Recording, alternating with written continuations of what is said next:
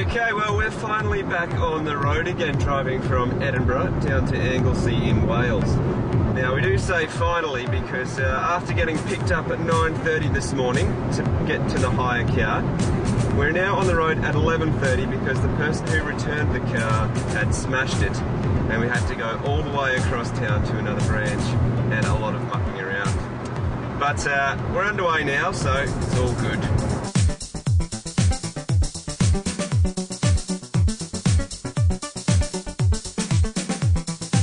We soon passed through the Scottish border areas into England itself, and we found out it was the hottest day ever recorded in the UK. And we didn't have air conditioning in the car.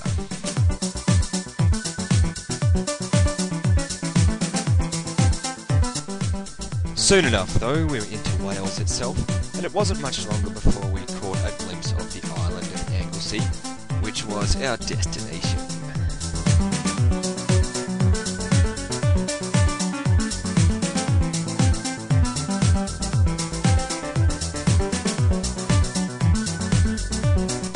We were going to the tiny little seaside town of Rossniger because Lara's granny and Auntie Marjorie, that's her granny on the right, were renting a nice little holiday place with excellent views of the sea and an awesome little balcony.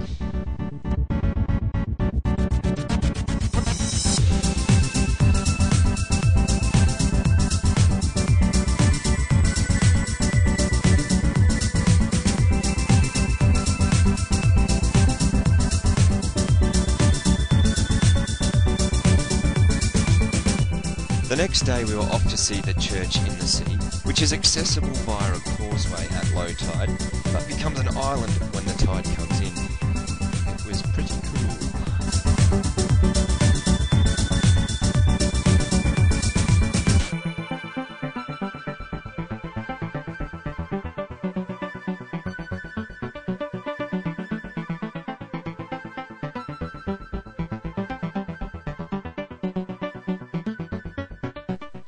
For our second full day, we popped back across to the mainland to Carnarvon to see a really famous and really cool old castle.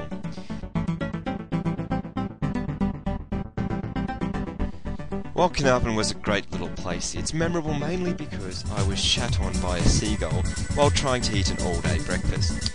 Now, although it missed the food, it did go all over my back, my arm, my shorts and my leg, which wasn't very good, but very funny. I went and bought a lottery ticket on the basis of this, but unfortunately didn't get a single number. On the way back, we quickly stopped off at Beaumaris Castle, which is on the island of Anglesey itself.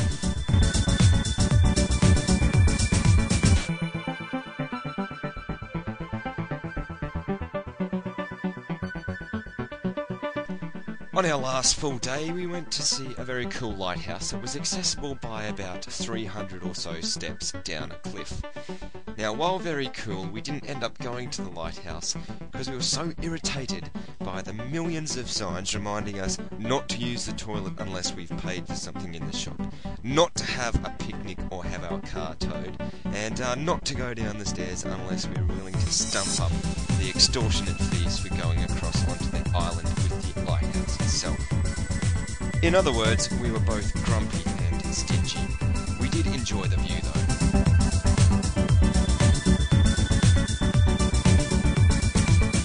On Sunday it was time to head back.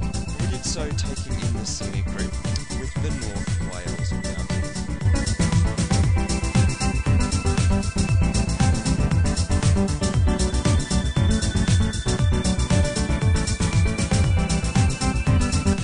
We broke up the roughly 500km trip by stopping for lunch in Warrington near Manchester, where Lara's Auntie Judith and Uncle David were on a fantastic Sunday roast. After that, it was motorway all the way up to Scotland, where we hopped off the main road and took the scenic route back to Edinburgh.